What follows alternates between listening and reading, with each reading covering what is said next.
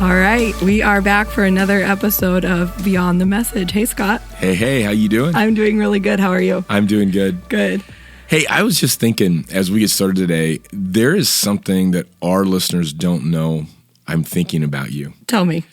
That you, way back in the day, were the lead singer of a metal band. Is that true? I think that a lot of people would not know that.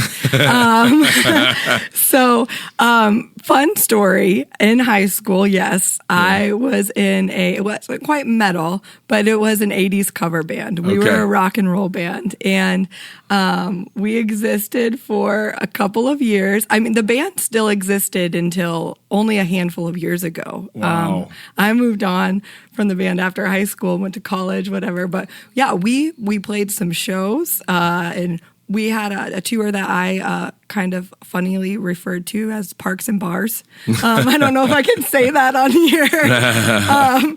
Like the summer after my senior year. And so, and by tour, I mean we played like 10 shows, throughout our hometown land.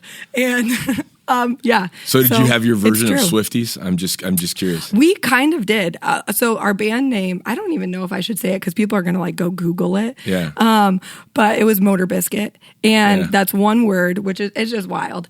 And but we had T-shirts. People would wear our T-shirts, and they would come to our shows. And I have to find my T-shirt somewhere and bring it in and show you sometime. I think that is just so cool. It's great. I look back at that and I'm like, can't believe my parents let me do that. Yeah. But it was so fun. A good and fun time in life. But that is true. I bet a lot of people would not expect that. Exactly. One of the things I love about that is knowing you. I mean, like you are your mom. Mm-hmm. You are, our director of communications. You're a speaker on the weekend. You are that, and I think so many times we look at somebody and we think we know them. Totally. Like we say, I know who you are. Like I feel like I know everything about you, and then you hear a fact like that, and you're like, wow, maybe not. Exactly. They're like, wait, who is this person? And there's so many things like that about everyone, right? Exactly. Like you, I, and everyone else who's listening. And I think even like our topic this week, when I think about this idea of Cane and Abel, and when we look in the Bible, there's a sense of, I know that story. Yes. This is a story about murder. It's a story about one brother killing another brother. It's a tragic story. It's a cautionary tale. And we think that we know that story. Mm-hmm. But in reality, when we look at what happens inside of Cain, it's a different story, and we learn things about him that we didn't know. Yeah. And I think that, to me, is the exciting part of even this whole series, of being able to dive in and get underneath the veil of just what we think we know or what we've maybe been taught and say, what really happened and who really are these people in the midst of that? Yeah, and I think like you're saying in this story, it always, like every time I read it, it kind of makes me wonder, like, what's the backstory on these guys? Exactly. Like I want to know more about their personality. What are the events that led up to this? But we don't. I mean, we're never going to know those things. Totally. The list of questions that we have for Adam and Eve post garden are massive. Right? Like what did you do? How did you fill your days? Where did you journey to? I imagine they might be some of the busiest people in heaven. Seriously. People are like lined up outside their door. Totally. Like, yeah, hey, exactly. We have some questions for you guys. Like, where did the wives come from for these guys? And how did all these children get here? And, where, so yeah. But yeah, as we look at this story, like you said, we look at it as a cautionary tale, but we're like, what is all going on here? Like, we see that there's murder. We see that there is punishment. Yeah. And a lot of questions come to the surface. And I think the big question is what does this mean for us? Totally. As people, as we look at it. And I think one of the terms that we talked about this weekend is honestly where I start that journey, and it's quicksand. Mm-hmm. There's this idea, like if you fall into quicksand, right? Yep. And as a kid, I was obsessed with quicksand. I always thought that was just the weirdest thing, right? But if you fall into quicksand, you're actually supposed to go on your back and swim, right? Mm-hmm. You're supposed to. This is your survival tip of our podcast. Yes. Right there. Write it down, people. Write it down. But what most people do is they try to run their way out or walk their way out or fight what you're doing, which pulls you down deeper and deeper and deeper, and you get caught to where you can't move. And I think metaphorically, quicksand kind of symbolizes this idea that it's possible to get something wrong that you think is very right. Mm-hmm. And it's possible to then look at what you got wrong and absolutely blame everybody around you. Mm-hmm. And be in a situation where you're starting to interpret this event in a way that maybe doesn't tell you the truth about it. Yeah. But it leads you to another event. And you make more decisions. Yep. And more decisions. And feelings start to arise. Bitterness and anger and frustration and fear. And those things start to take on a life of themselves. Yep. And the more you kind of struggle against those things, the more it's like quicksand. Mm-hmm. And I think that's where we find Cane in the midst of this. Yeah, absolutely. As you were saying that, it kind of made me think about this idea that like our human intuition is rarely right. Yes. You know? Or at least it's very broken. Yes, very broken. I think that's a better way to put it. So if we're in quicksand, right, our natural response, like you said, is to move. It's to move our arms and legs because that seems like the logical thing to do, right? I'm going to get myself out of this situation, and that's like our human response to it. But actually, the response, like you said, is laying on your back and kind of like giving into it. But you wouldn't know that unless you had that knowledge beforehand. 100%. Which, like, if we look at the big picture of the garden, it's what God was trying to give to us all along. He's like, wait, no, let me give you all the tips and tricks and this knowledge that you're going to need for life. But we're like, no, we know the way because we have a better way to do this. We're going to run our way out of this or do whatever. Yep. But that's where we see the brokenness come in, is that human knowledge. And we see it with Adam and Eve, and now we see it again with Cane and Abel, and like in this story. And I think it's just another iteration of like, man, the humans got it wrong again. Yeah, exactly. And I think, there's a sense of where this is the first generation born outside of paradise. Yeah. Adam and Eve had a taste of something very different. Mm-hmm. And so there's, in some ways, they would have had a deep longing and sadness in them that the rest of us never had, because there was something that they grasped and tasted and saw that we haven't, that it's still hardwired in us, that we long for but have not seen. But Cane and Abel are the first generation in a fallen world. And part of that is we see the full fruit of brokenness get played out in their lives. Yeah. And it's bad. It's very bad, actually. Yeah. Very, very, very bad. Shockingly bad. Yeah. This is like an episode on the news that you watch that takes a turn. You're like, oh my gosh, I didn't see that coming. And it's horrifying. Yeah. I mean, like, you look up to this point, we're like, oh man, it was really bad that they ate that fruit. Right. And then now we're murdering people? Exactly. Like, this is wild. Exactly. Exactly. And the idea of eating the fruit, in a sense of what was being conveyed, is you've now become a moral agent. Mm-hmm. You've now become morally responsible for yourself. Yep. And you have now the knowledge of good and evil. And you in that sense have to determine what is right and wrong. Yeah. And that is a very weighty burden. Mm-hmm. And we see that humans have a capacity to get it wrong. Yep. And boy, that happens here. Totally. And I think, so in the weekend, you went into the part of the passage right at the beginning of Genesis 4 where it talks about their offerings. Yes. Cain and Abel's offerings. Yep. And I think that alone, like that even 3-5, that short little passage gives us a lot of questions, like as people, as we read that, about right and wrong, because it seemingly looks like, okay, one brother chose a right way, yes, and one brother chose a wrong way, but there's a ton to unpack there. Yeah. In like what is right and wrong, because God is clearly looking at this and making a discernment between the two. Yes. And how do we look at that and understand it? Yeah, I mean, you're 100% right. And there's a whole bunch there. Because on the one hand, why are they doing this at all? Yep. Why are they? Yeah, why? What is the practice that they're doing? I mean, no one gives us an introductory paragraph to this. Nobody says, and then God commanded this, or then, how did they get to the idea that they needed to make offerings to God? This is the first religious act that we see anybody doing. And how did they get there? And did God say, hey, this is what is acceptable and how to do this? Really, possibly. Yeah. Adam saw the very first sacrifice in the garden. Right. But there's a sense of where you get an idea that this was not the first time they had done it, but this was part of a pattern and a rhythm of life they had seen their mom and dad do, Yep. that they now are doing. And the idea is we are honoring God for the provision and blessing that he has blessed us with food and with flocks and with everything that we're there. And then the second thing you're like, okay, so we're doing that, is we see God being really honest. And I think that's uncomfortable. Yeah. I think we often want the God that accepts us no matter what we do and never speaks into our lives. Yeah, we paint him as a picture of neutral a lot, I think. Right. Like, it's like, oh, whatever you're doing, like, it's fine. I love you guys. Like, keep on keeping on.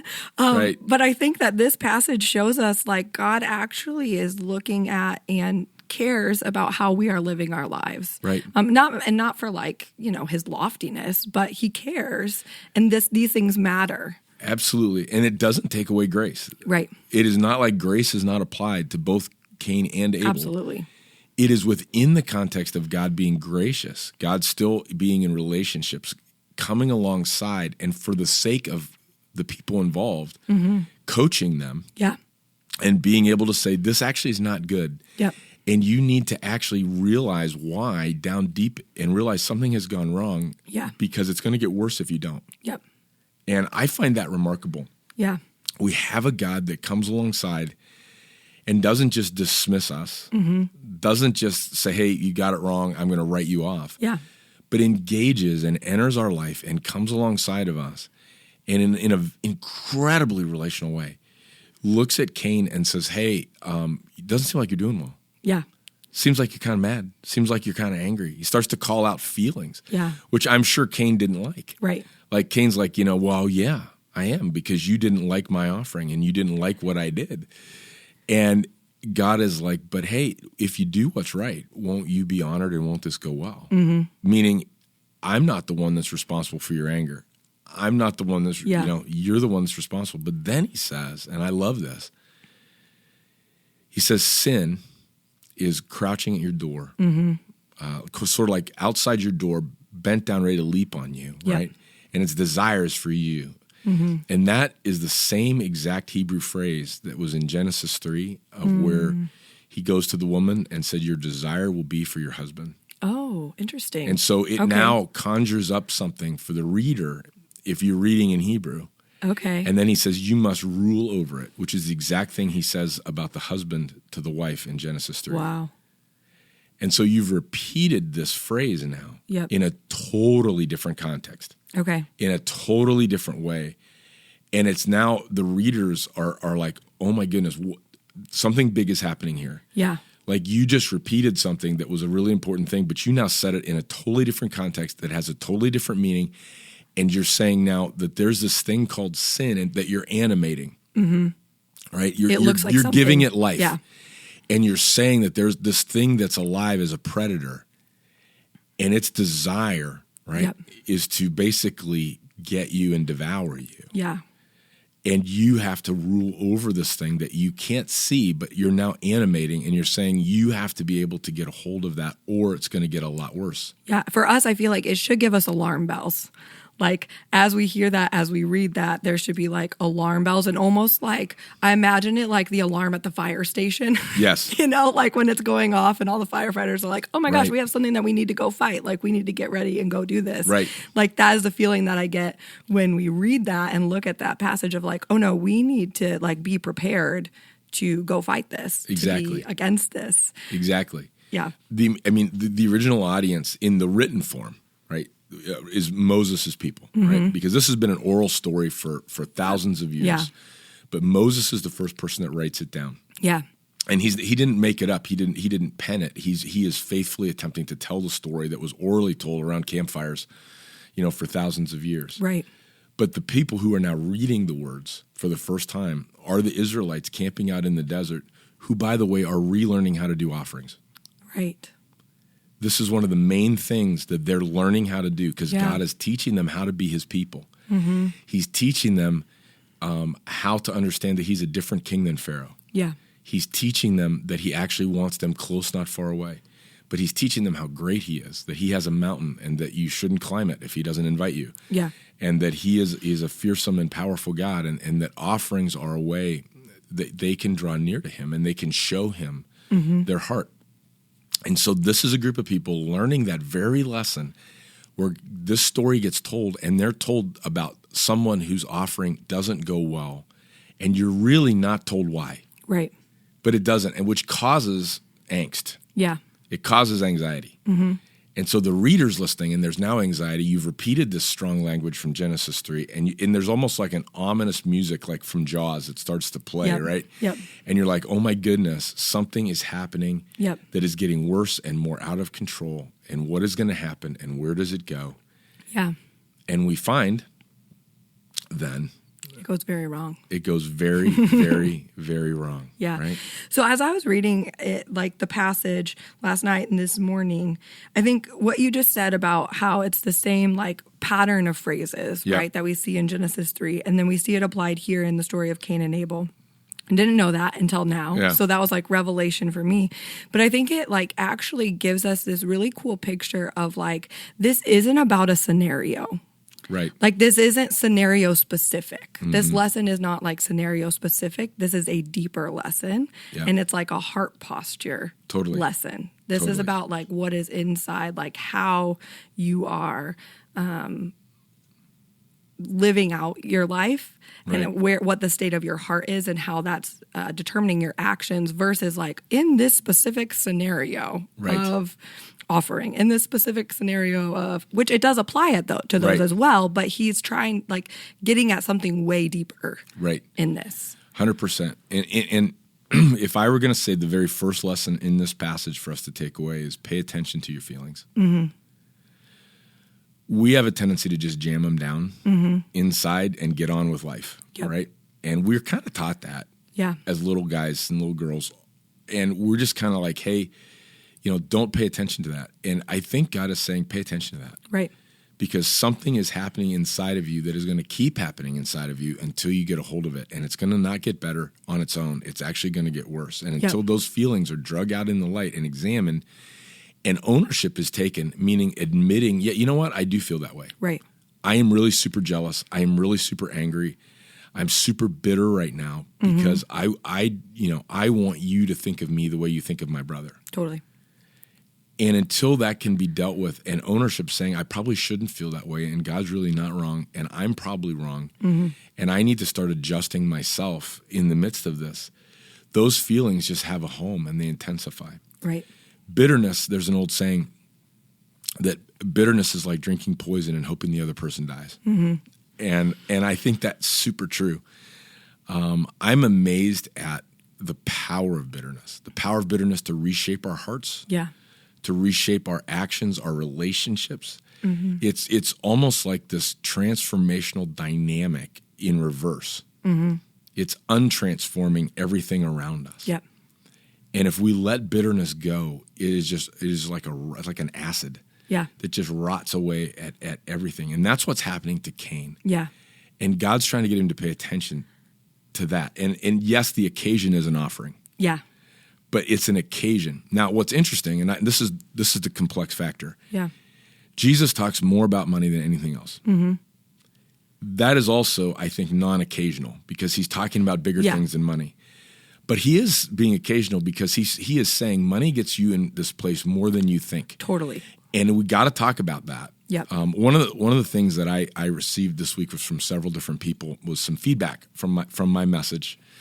Yes. And one of the pieces of feedback was you should never talk about this. Meaning money. Money. We should never talk about this in church. We should never have this conversation.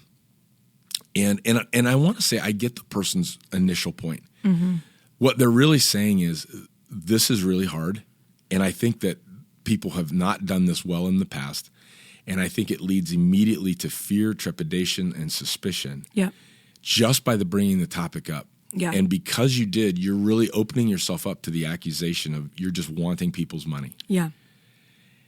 I actually take a different view in saying any topic that evokes this level of emotion should be talked about. Yeah. and should be brought out in the open. And we should examine our feelings around it and Right. ask ourselves, why do we feel so strongly about this but not other things? Right. We could talk about adultery, and I have done that in the past. You don't get a strong response. Right. I can talk about being honest and telling the truth, and I don't get a strong response from people. Yep. But this particular topic and raising children, by the way, Oh, those okay, are the two interesting. that light it up. Interesting. And I am always interested as to why those have the strongest emotions. Yeah. I think that money, so like when we talk about about money, it's applicable to everyone, right? Like if we talk about specific sin like adultery or other things like in those categories, I think that there are individual struggles that people have and they might apply to some and not to others. And so it might be easy to sit and be like, well, it doesn't apply to me, so I'm glad he's speaking to that other guy, I think that's true. You know what else I think? I think we have surface level attachments and we have deep level attachments. Yes. I have surface level attachments to hobbies that I have or to activities that I like or whatnot, right? Right. And then I have far deeper attachments. Mm-hmm. And I think when you put your finger on some of those, particularly the attachments maybe we shouldn't have, Right. it evokes a stronger response. Right. And do you think it has anything to do with the fact that, in a human reality, our money is tied to our provision? Sure. Like and our prosperity, both of those things. Absolutely. Right? Like it's tied to our livelihood. Right. Money is not just, it's a fun thing to have. It is a fun thing to have. Right. But you need it to eat. You Right. need it to put a roof over your head. You need it to do all of these things. And that's like the surface. But then you create a lifestyle. Then you create all Right. these things. And you need it for all of those things. It's an essential, Totally. like in our lives. I think there are two major emotional drivers around money. The first is scarcity. Yeah. And I shared in that was my personal one for a long, long time. Yeah. Where I grew up in a way that, again, we were not in abject poverty or anything like that. Yeah. But we had, the way my parents presented our finances to us was we have just enough. Yeah. And we have to really take care of everything we have because we may not be able to get it again. Mm-hmm. And so as a kid, that landed with me, and I held on to everything super tight, and Yeah. I didn't spend, and I didn't was very careful. And there's virtues involved in that are good virtues, but the unsaid part of that is it sets up an emotion of fear. Mm-hmm. And I'm scared now. I'm scared I won't have enough, or I'm scared no matter Right. how much money that is in my pocket right now, it could be gone tomorrow. Right. And I think what God is saying is that money is not your safety net. I am. Yeah. Absolutely. Let me be the source of your provision. And the other one is really we realize that money generates a lifestyle. Yep. It's beyond provision. It's a Yep. lifestyle. And if I give money away, I have less money to spend. Mm-hmm. And I might not get the car I want, or Right. I might not get the vacation I want, or I might not do the things I want. And I think that hits a deep button for us. Yeah. Because our wants and our desires can form a very strong pull Yep. on our heart. And in that, God gets caught up in our minds in the middle of all of this. Mm-hmm. And we start to have thoughts around that, like, why would God want to do that anyway? Mm-hmm. Isn't God loving? Doesn't God want the very best for me? Right. Wouldn't God want me to have absolutely everything that I want? Yeah. And I think those can become weird drivers that get in a big mess around money. Totally. And I think in giving too, so when we talk about specifically like the message of giving and talking about giving as a church, and like I think like you said a few minutes ago, like places have done this poorly. They have. Right. And I think that there is a common Christian mindset, if you've been in the church for a while, that, giving is actually a formula for my prosperity. Right. Like if I do blank, then God will do Right. blank. And I think that that's actually a really dangerous place Yes. to live. And probably a place where we shouldn't Yes. live. Like we should know that God is always good and always faithful and he's providing for us. But living in the idea of like, okay, I love my money. I'm attached to my money. I have these things that I want to get in life. But if I give some to God, he's going to give me more. So I guess I'll do that. Right. Like that is such, I think it's common. Yeah. For us to think that. We might not say it out loud, but I think it's common to think Sure. that, and it's a dangerous place for us to creep in a heart posture way. Totally. It's actually even, I think, a little worse than that. Yeah. And I'll let you lay it down. There you go. I actually think that there have been Christian leaders that have taught something that has been referred to as the prosperity gospel. Yeah. Which is, hey, write down all your dreams, financial dreams, things that you want, and then give money to God, and God will give you the desires of your heart. Yeah. And I look at that and I think, first of all, you're setting people up that if they don't get all the desires of their heart on that list, that somehow God is either not present, not caring, or ineffective at being able to do that.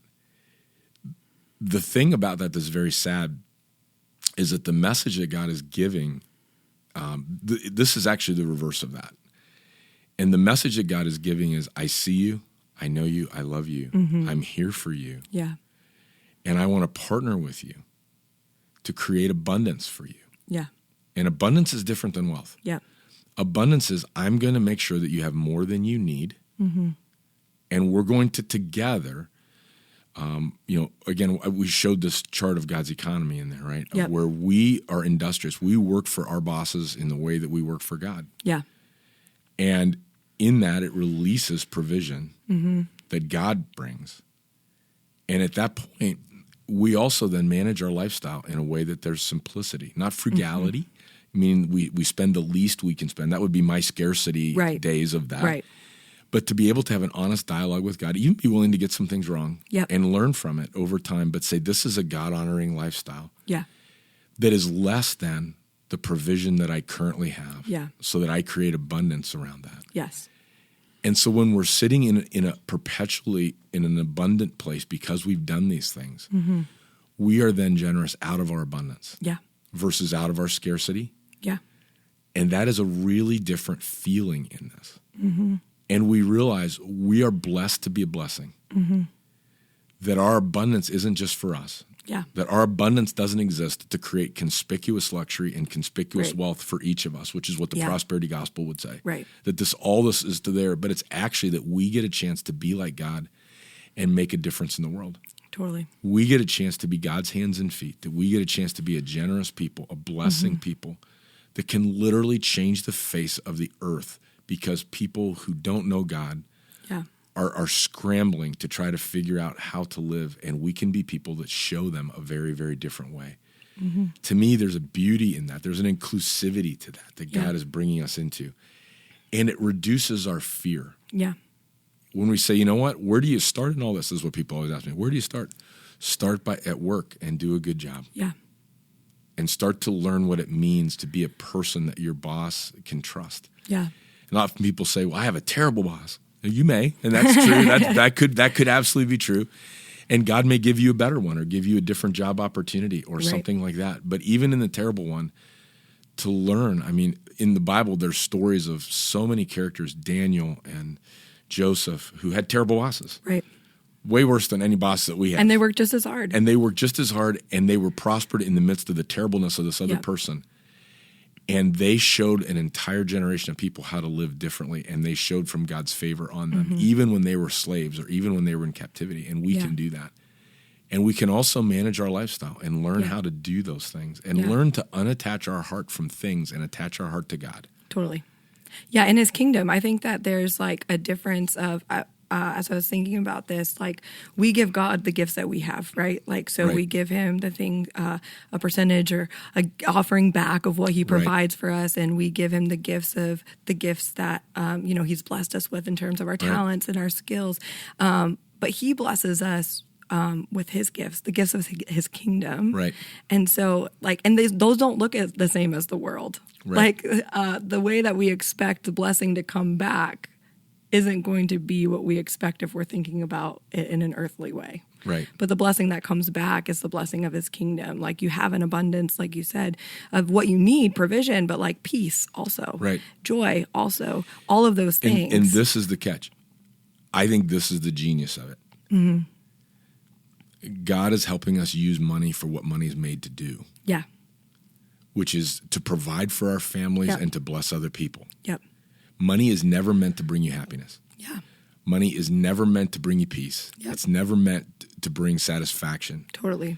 God's kingdom is meant to bring you peace and joy and satisfaction. So if we stop letting money do those things and let it do what it's supposed to do, Yep. and we'll have plenty of it to do what it's supposed to do. Yep. At that point, we let God do those things, and we find that we have everything that we've wanted, but from a different source in a different way, and we're not crossing the wires of God and money. Yeah. And it's not fleeting. And it's not fleeting, and you don't have to struggle to have it. Absolutely.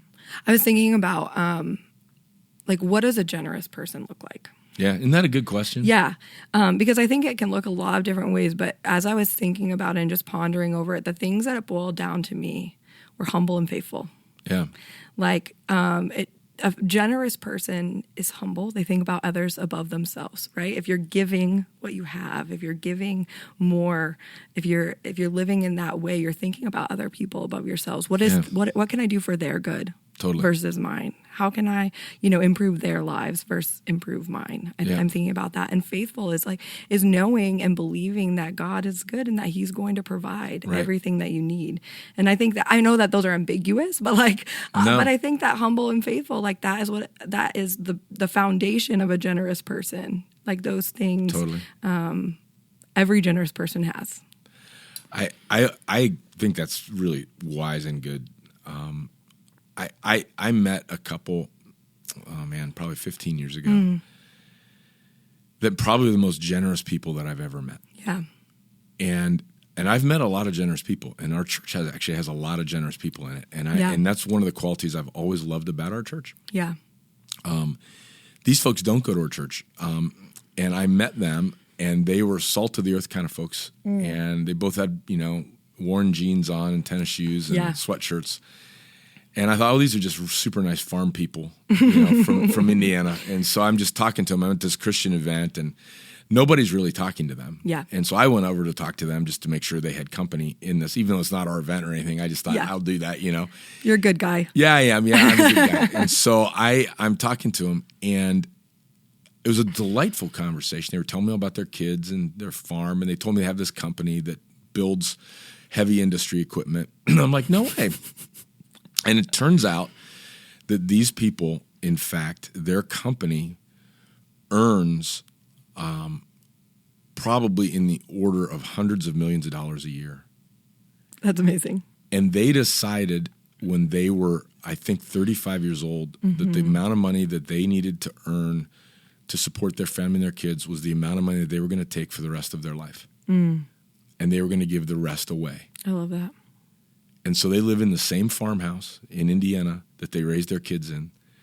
They drive the same type of used cars and truck that they had. And they give away about 99% of their wealth. And I looked at that and I thought, I have never heard of another human being ever being that free. Yeah. Like, I'm watching these people, and I'm like, you might be the freest person I've ever known. Yeah. You wear whatever clothes you want. You drive whatever car you want. And it has no hold or pull over you. Right. And you can be in any room and you're comfortable with yourself. And you don't have to be the center of attention. Yeah. And you're able to be completely generous with your wealth, but also generous with your heart and your time. And I watch them and I'm like, you might be the most satisfied and free person I have ever seen in my life. And it really affected me. Yeah. That's amazing. And you think about that, and I think that there's a reality that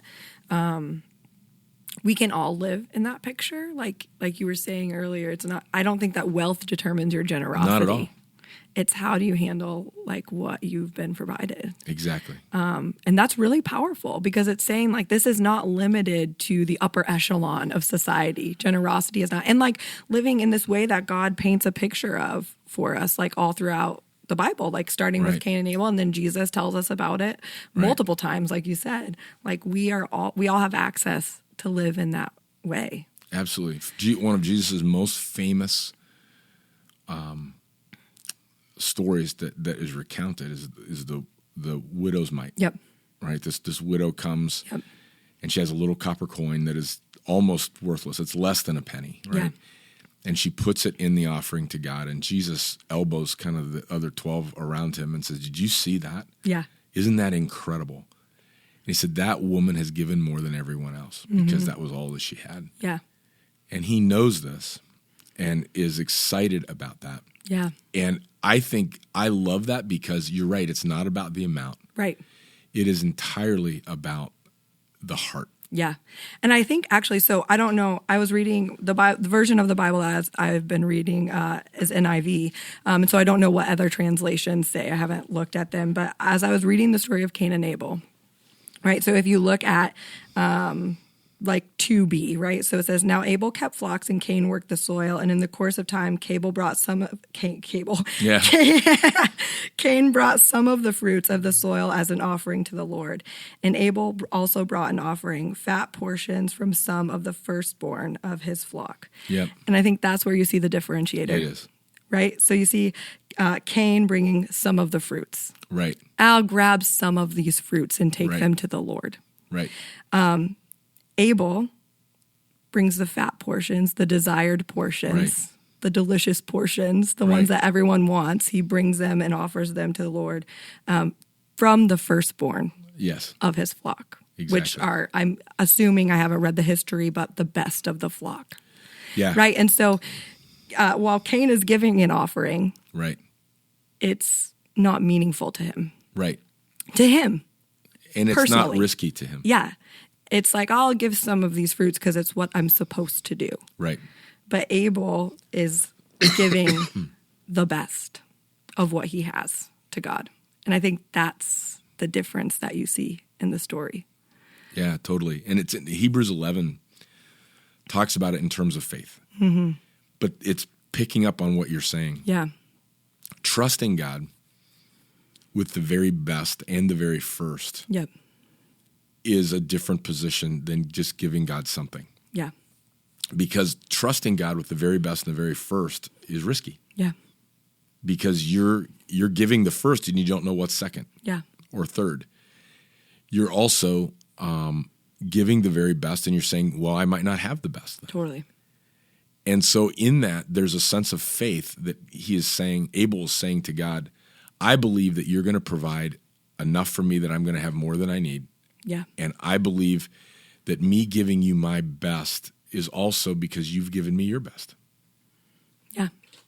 I love that. Yeah. I think that's really good. And I think that I loved what you said in your message, Scott. Like, you gave options. Like, this isn't like and it's not an option of like, here's the menu of giving at the chapel. That was not the way in which you said it. Right. You should listen to the message if you haven't listened to it yet. Disclaimer. But there's, just start with your heart. Right. Look at your heart and think about, what does it look like for me to give my first and my best to God? And that looks different for everyone. Right. And I think that's the place where we all have to sit with God and figure that out. Like, it's not a formula. If I do this, then this. Right. Of course, like the Bible talks about tithing and 10% and like that's desirable. Like, we should aim for that. We should go for that. We should do that because it's a sacrifice. Right. But sit with God, like he did with Cain. Like, he's going to talk to you about it. Like, he's going to say like, hey, like, was that your first and your best? Yes. Because he's good that way. Right. And so I think it's so personal for each of us. And that's like what we can walk away from this weekend with, is like, just start with God. Right. Have a conversation and figure out what it looks like for you to give your first and your best. Totally. Yeah, I think it was interesting. I think in that, what I was trying to say is, hey, God does have an idea that he's trying to get us to. Yeah. And it really is something starting with about the first 10% of what we do that leads to even greater gifts to God. Yeah. As he creates abundance and as he does the things that he does, that we get confident and we can move from confidence to confidence to confidence, right? But it can start where we're not confident. Yeah. And where we don't have abundance. Yeah. And where we're in a space of where we're saying, I'm kind of messed up. Like my finances are upside down. It's like an upside down pyramid. Totally. I owe more than I have. I have a negative abundance, in that. Yep. What do I do now? And my answer to that is, first of all, let's understand, that's going to evoke a lot of strong feelings. Mm-hmm. There's going to be a lot of fear involved in that. Mm-hmm. That could also evoke relational strife between spouses. Yeah. Of how do you navigate this? Yep. It's also going to be a sense of very keenly we want to know, what does God care about? Mm-hmm. And I think in that, my answer is we do this thing called Financial Peace University. Yeah. I would encourage everybody to go to that if you have not already, and if things are upside down for you, it will help you learn a different way to manage finances. Yep. And it will help us to be able to start navigating that. There's also a sense, I would say, is as you're going through that, if there's disagreement in a family on how to do that, we can help you with that. We can help, not tell you what to do, but help you figure that out together, in the sense of how not to blow up your marriage in the midst of trying to figure this out. Yeah. And then from there, I do think there's a posture of give something to God versus nothing, because nothing paralyzes us. Right. And I think there's some way, shape, or form that we can honor the Lord and ask the Lord to be part of helping us turn it around. Absolutely. One of the things I said that I think was very misunderstood in the message, and I probably wouldn't say it if I had to do it again.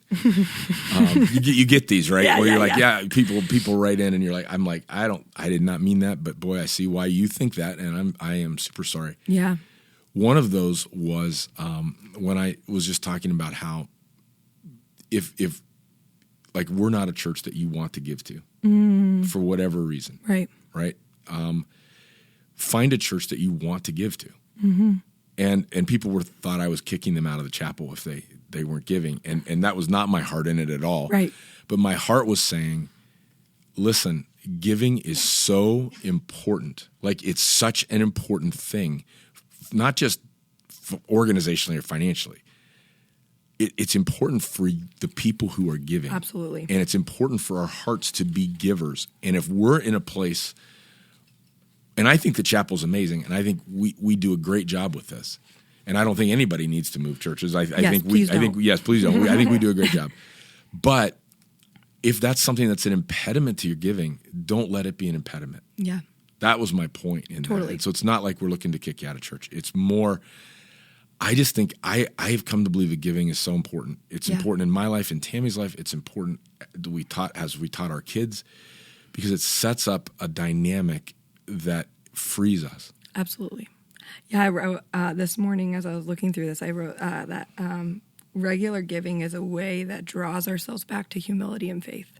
Yep. And it reminds us that God's promises are bigger than our circumstances. Yes. When you do that over and over again, you're constantly reminded of the person that you want to be. Right. Right? Like, I want to be a humble and faithful person. And you're reminded God is bigger than this dollar on my table. Exactly. And I think that's really powerful in our lives. Like, it just keeps you, it's a way to center yourself on what's important in his kingdom, and that being at the forefront of what we're doing in our lives. Totally. I think of stories that don't talk about money in the Bible and apply them in some ways to money. And one of my favorite stories is when Jesus walks on the water. And he's walking toward the boat, and they're terrified. They're in a storm. And Peter realizes Jesus wants him to get out of the boat and walk on the water with him. And in that moment, what he's saying to them is, you have a problem you can't fix. Yep. You have a storm you can't get out of, and it's going to sink this boat. Yep. And I'm telling you, the only way is to join me where I am. And to release the boat, release the thing that you think is going to save you in order to come to who's actually going to save you. And when I think about finances in that, I think about it the same way.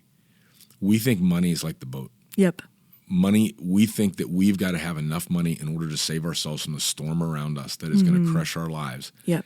When in reality, we need to actually release the very thing that we are clinging to in order to walk to the one who can actually give us life. Amen. And I think the whole point of the Cane and Abel offering passage, the whole point of what Jesus shares in Matthew 6, the whole point of all these things is to be able to say, money's actually not a bad thing. It's actually a really good thing when you use it for what it was meant to do. Yep. It's a really bad thing when you substitute it for God. Yep. Boom. And don't do it. Yep. Let God be God. Let money be money. And everything's going to be fine. That's it. That's it? That's it right there. That's it? I think that's a great place to walk away today and Awesome. leave some thoughts.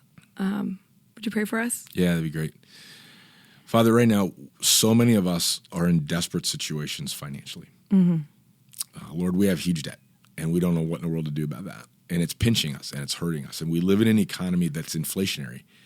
And our wages haven't gone up as much as the cost of food and the cost of our cars and the cost of our apartments have. And we're feeling squeezed, and we're feeling like we have less margin. And Lord, our kids come home with new activities and new opportunities all the time that take more money than we ever imagined possible. And we never imagined when we were 20 or 25 years old of all the things that we would have to do. But Lord, you knew. And God, for a lot of us, this is new for us. Honoring you with our wealth is a new idea, and it scares us to death. And Lord, help us to get over our fear, and help us to be able to trust you and to be able to seek you. And honestly, when our emotions are deep on this, and when we feel anger and fear and bitterness, and help us to process that with you and not just jam it down. And help us, Lord, to be free of the pull of money in our life, free to be who you want us to be, and free to be the people that we were created to be. And Lord, we just pray this in your holy name. Amen. Amen.